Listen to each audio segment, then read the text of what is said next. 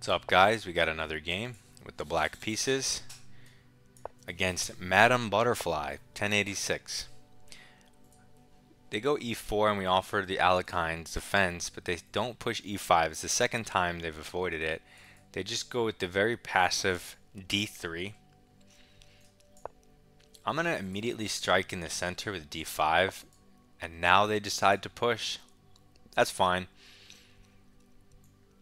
My knight's under attack, so I'm going to move it with a tempo hitting the pawn. They could defend the pawn and solidify their center with d4, upon which I will attack it again with c5, trying to break it down. There are many ways you could have played this. I mean, at this point you can do anything. You can go e5, d5, c5, anything you want. Okay, so he pushes his pawn, opens the diagonal, protects the pawn. I'm going to immediately attack his center. If he takes, well, then that gives me this central pawn, and the c pawn is also hanging. So to protect his central pawn further, he goes f4. This strengthens the dark bind. The downside, doesn't develop any pieces and weakens the diagonal a little bit. Also, I can take this central pawn with my flank pawn, and he didn't go c3, so he doesn't get to recapture with a flank pawn. He has to bring his queen out, which can't be good for him because it gives me the knight tempo. So I don't like what he did. I mean, it's good for me. So we could attack the queen.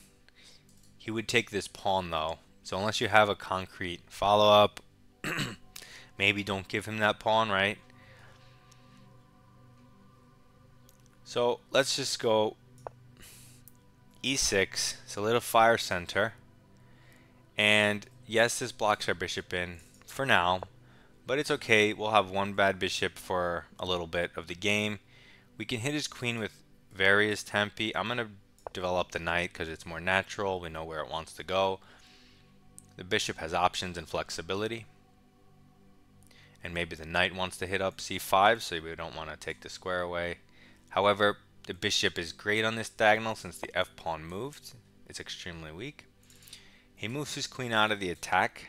The downside is it blocks the diagonal for the bishop and walks into other potential tempi in the future. Also, knight c5 is a tempo move, which is quite nice. I am going to go knight c5 because it does improve my knight. We always have bishop e7, so it's, and that's it. I'm improving a knight for free with tempo. We can go bishop e7, we can and then castle g6, and then get this bishop out slowly one way or another. Go rook c8, kind of like a weird caro-kann-ish. So he has to move his queen again. That's the downside of bringing your queen out so early. It keeps getting hit. The drawback is it blocks his bishop. Very ugly. And walks into future potential tempi. Okay. Now we can continue developing probably. This queen check, if he blocks it, there was really no point. So I'm just going to develop the bishop. It seems logical. Bring out another minor piece to some good diagonals. And maybe I'll fianchetto this bishop so that one day I can push d4 and it can be very strong. Maybe even a d4 pawn sacrifice. Actually, wait, what? Wait. c5. Hold on. I went here, he went here. I didn't even consider pushing, but I should have at least looked at it. Yeah, okay. I should have at least looked at it though. The knight develops towards the center. It's the most natural square for the knight. Can't really say anything bad about it. Also, it eyes this square another time, so that's something.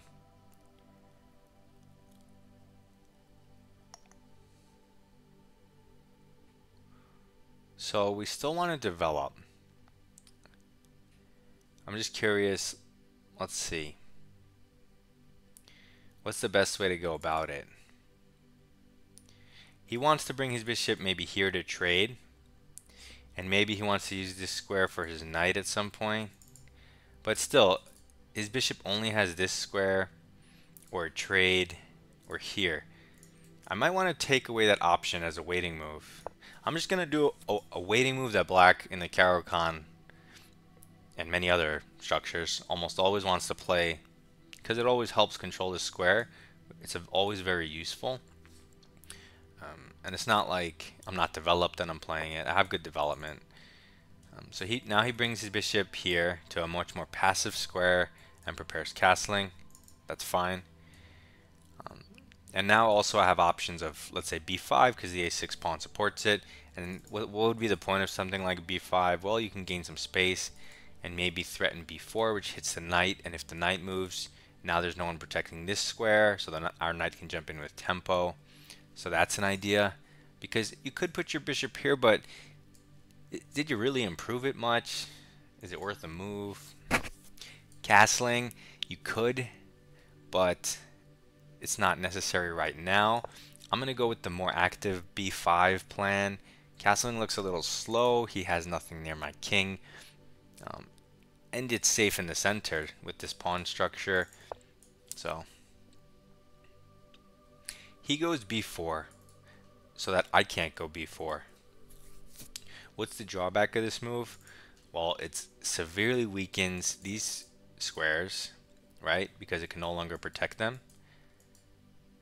So that's not good. Also, the pawn maybe can be taken, although maybe he wants to go here. But then I can always just reinforce. Put my bishop here, and if he kicks it, I can go back. That does look like a free pawn. I mean, I'm not going to move my knight, so... Oh, wait. If I take this, he has a discovery on my knight, so I'm going to take this. He's going to jump his knight and, like... Well, he can't take that one because I can take it. So can he take this one? I get a pawn, he gets a pawn. I get a pawn, he gets a knight, I get a knight. This is defended, and I'm... Oh, no, then he takes this one with check. That's annoying.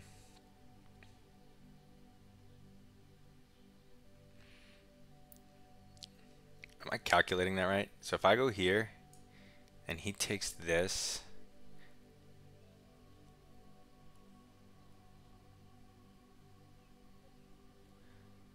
I can go 90. And here, hitting the queen and defending my knight. And then I can take his knight. Okay, so maybe that does work out for me if I just don't take on c2. If instead I go 94, then it might work. But instead he doesn't go for any of that, because why was I expecting him to find any of that?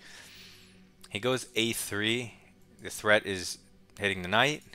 Drawback is he just lost a pawn and has no dynamic play.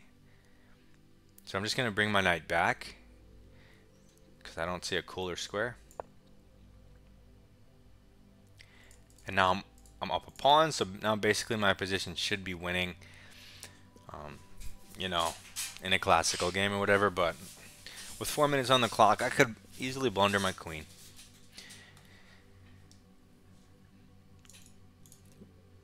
We've seen me blunder plenty of stuff. I've missed checkmates in one. Like, I've watched my videos back, and I missed tons of stuff. So this guy takes my pawn with his knight.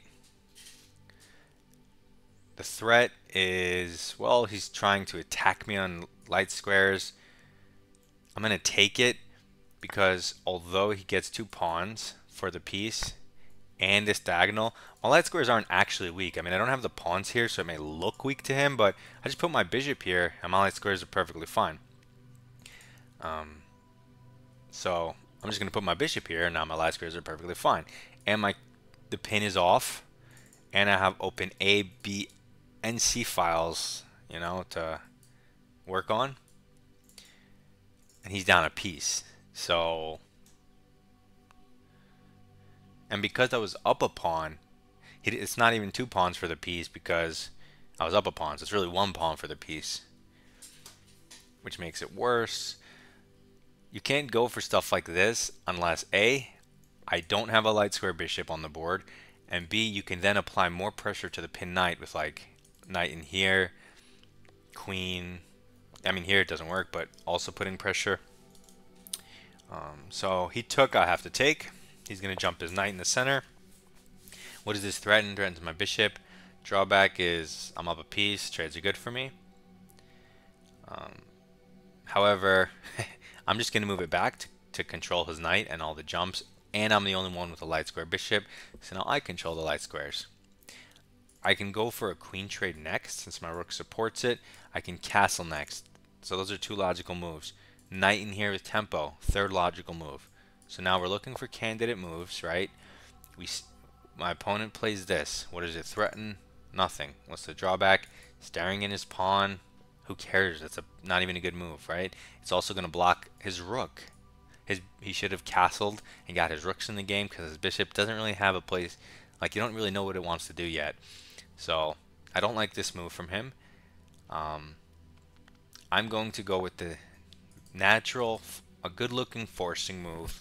Knight in the center, can't be wrong. He has no light square bishop.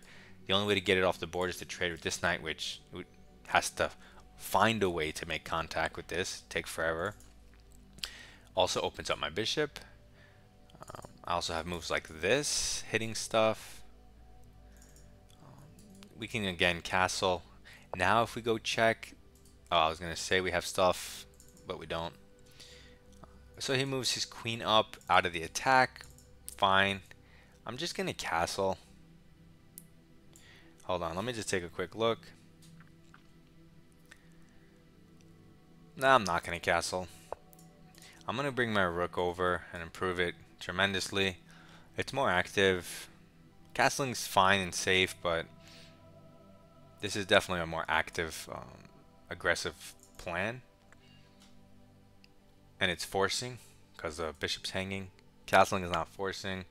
It lets him improve. Now he has to waste his time, energy, and brain power thinking, should I go here and give the trade? Even though my knight's way better and more awesome, I'm up a piece and I'm down on time. So I'm just going to take to simplify my life. Now I'm in a castle, and now all my heavy pieces are going to come over to these open lines and crush him. Queen here, rook here, and look at all those beamers. Beamers, beamers, beamers. So I'm going here. Technically, I can get two rooks for a queen if I want, but I obviously don't want that, but I could. So now he castles. The drawback, it doesn't threaten anything. The drawback is that, one, his king is super open. Two, it's way too late. Three, you're walking into a pin. You're self-pinning. Four, your king is just super in danger. So anyway, I'm going to bring my last piece into the game with a tempo on the queen, which has to stay connected to the knight. So getting another piece in the game.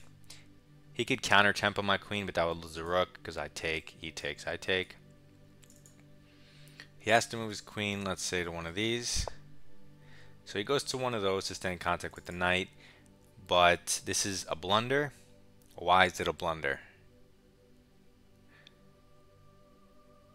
Okay, it's a blunder because bishop b5 maybe, hitting the skewering the queen and the rook. If he goes c4, you just take it, and he can't take it with the knight because it's pinned. So I'm going to throw this in because my bishop is clearly my worst piece, blocked by my central pawns. Now it's doing a ton of work. It just went from completely useless to a ton of work. It's like college kids when they hear they have to study for a test, and then after they pop their Adderall pill, right? Completely useless, then they do a ton of work. And we're 1099. So after we beat this butterfly, beautifly, because they're missing a T, we'll be over 1100. Lee chess. And parents will be proud. What did he just do? Queen takes bishop. I had not considered that. It didn't even pop into my consciousness that that was an option, which I guess is bad, but I guess it's good in the sense that my mind knows it's a blunder and doesn't waste any energy on it. Because if he takes, he gets a piece. If I take his queen, he takes my queen.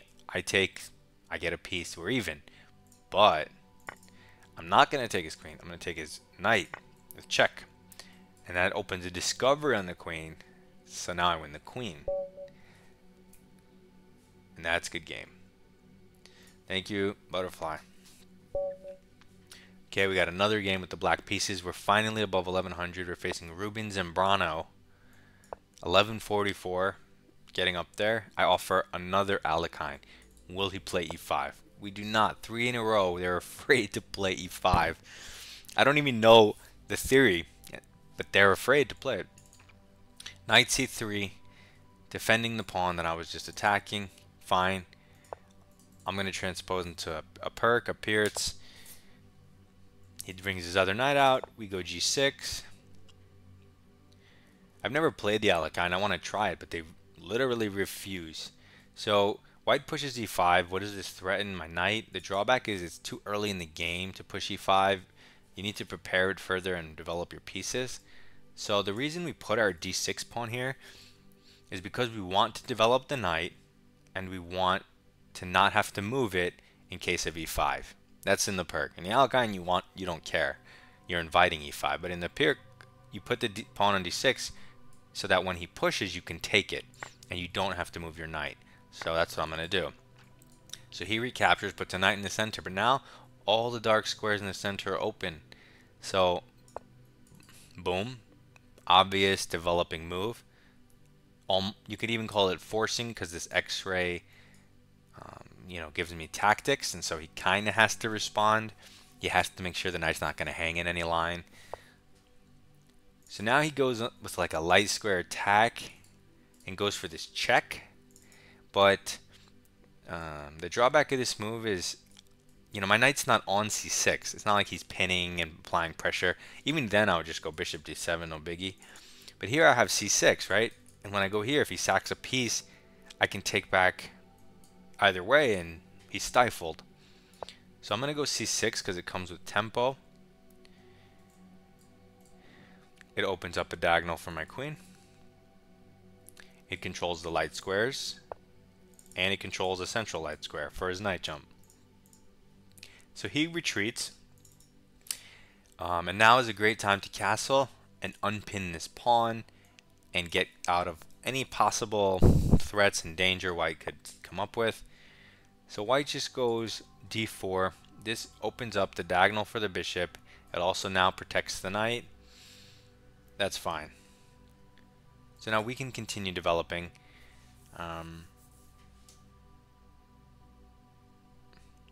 If you want to do something like b5 and he goes back, you probably want some type of concrete follow-up, like b4, and then his knight can't jump into the center, so maybe it goes to the side, and then I don't see any real strong follow-up, so I looked at it, didn't like it, not gonna do it. So it's like that. So what I could do is continue developing. So I'm gonna bring my knight out, and this knight challenges his most forward knight. It also maybe can go here and reroute to the center. So he develops a bishop. This protects the knight, hits some dark squares. The drawback, undefends this square. Also a little bit attackable by my knight. And I would be happy to take that bishop off the board. Very happy. But what I'm going to do is just bring my knight this way. I don't want to take and let him take with the bishop, and now he's contesting my bishop and I can't put a pawn to challenge him. Instead, I'm just going to open my bishop's diagonal. I'm going to attack his bishop. I'd be happy to take any of his bishops, right? And when he goes back, I could jump in the center hitting this bishop. He'll probably start trading stuff. Then I could put my other knight in the center. If he trades everything, then I get to put my queen in the center with two, nice bishops. So he moves his bishop. Okay. There are moves like a5, but maybe a little besides the point. So I'm going to stick with my plan and improve my worst. Like this bishop, you could bring it out, but it seems almost unnecessary. It does a good job from its starting square right now. So I just kind of want to do this and now hit his dark square bishop. I would love to take it if he lets me. And now I have a nice knight in the center. So my position is very solid. His position, it's okay, but he's not castled, and this knight's in front of his c pawn. Not anymore. So he took my knight. You could take with the pawn, but that's not my style. I much rather want a piece in this square. He can't do something like c4 because the bishop hangs. And now our bishop's open, which is nice, a dark square. So, just some ideas. Okay, I just said he can't do this. It is a good idea because you don't want black to have a piece here permanently, whether it's the queen, the knight, a bishop, whatever. So it's it's good conceptually. The drawbacks are A, it hangs the bishop, but even if it didn't, like if the bishop was here, it weakens this diagonal. Like if the pawn was on c3, my bishop is staring into that, but now the pawn in the middle's weak. So even if I didn't have your bishop and I went like, I don't even know, knight here, this pawn would be hanging. You'd have to maybe push it, but that weakens the diagonal further. So it's not my favorite move. It is kind of principled because you do want to push probably d5 at some point, but it's not so realistic maybe in this position. I'm not really sure. All I know is my position is extremely solid and harmonious. I also have ideas like check, and if he doesn't want the queen trade, let's say he moves his king somewhere, I could take the knight, he takes back, and then I win the pawn. So yeah, I just took the free piece and he castled. So now that I'm up a piece, I'm going to simplify my life, and I'm just going to take his knight, his strongest piece, my side of the board. He's forced to take back, and guess what? Now I get the queen, so he takes back. Okay, so downside of what I just did, I help him develop, right? Now he has a rook here. Upside of what I did, I'm up with knight, he has no queen, and therefore, as long as I don't let him like have two rooks on my 7th, I should be fine, right? So now I just need to develop my bishop and challenge his rooks, and it's game over. So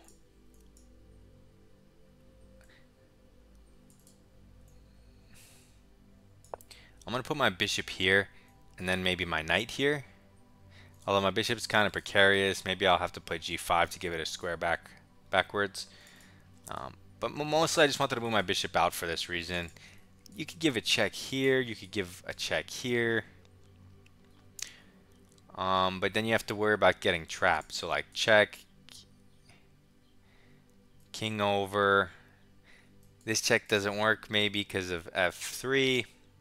So check, king somewhere, rook over, but then rook hits the knight, but then you can infiltrate. So let's try it. Let's give him this check, see where he goes. Okay, he goes here, staying close to his and protecting everything. I'm just going to bring a rook in the game. You can bring either one, it doesn't matter. If he goes for a knight, I'm just going to take his rook. He has to take back. Or if he doesn't take back, then I do have this square.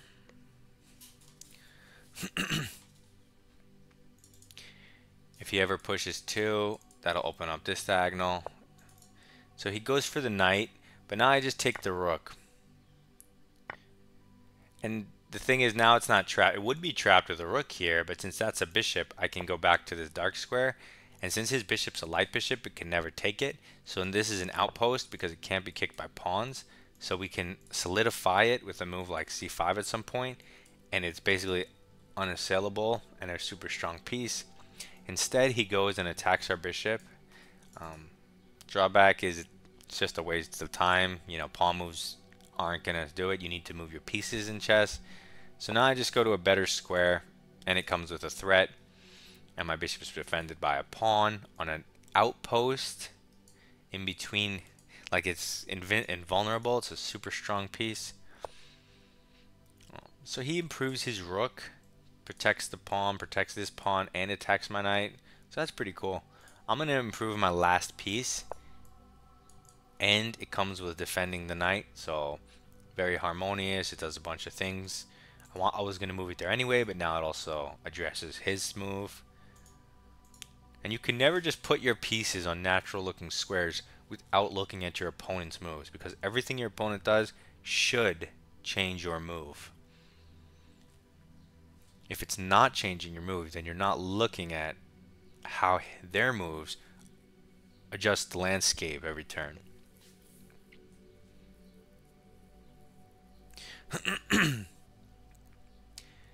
And another thing is this bishop is x-rayed. So he pushes a pawn. This is just a throw now. Like, it's a throw at this point. A move like that. I want to try something funny just to troll them. Okay, so a normal move, just so you know, is to take this pawn, right? Because the rook's cut off. Normal move. But I want to try a funny move. b5. Why is this funny? Because if he takes, it undefends the central square. I go bishop in here. And to me, that's funny. He can't take the knight because it's pinned. And it's not a bad move. My position's like, okay, it weakens c6. Not that it matters in this case. You see, he falls for it. But even if he doesn't take it, right? Well, the pawn's still hanging, so you can't even defend it. You still lose it. Taking's bad, so it's not like, you know, it is a troll move, but nothing bad can come of it. So it's not bad. And now Ruben can resign. Ruben doesn't resign. Another funny move, because the bishop's hanging and also threatens the fork. Hey, I'm letting you undouble your pawns though, right? I'm letting him. That's a drawback of my move, right? There's no real drawback because it's completely winning. He pushes. I was going to take because it doesn't matter if he takes, but you might as well take this way and not lose your knight. This is nothing because you can take with your king. And Ruben will resign. Ruben won't resign. I'm going to go here to control stuff. Like, if I took the pawn, the king would have these dark squares. But I want to kind of keep it boxed. And then maybe put a rook here. Well, not in this position. We have to stop the queen and not lose our rook. I'm going to go here to, again, keep his king. If he goes here, I'm going to put my king in. So I want to checkmate him. I want to take this pawn and just put my rook and limit him. He's trying all these things to get queens that obviously don't work. And then I have a mate in 3. This is 1. I'm going to let him queen because that's pretty funny. This is 2. Wait, I should probably double check, right? Get a queen. Well, he can't avoid it because his king can't move, and this doesn't actually help the situation. So I could pre-move h6, and that's a checkmate. Okay, so we take down Ruben. Keep on climbing. We just get these games. Feel free to send me your rapid games, and also if there's an opening you want me to play, I'll give it a shot, even if even if I don't know it. So just let me know, guys. Goodbye.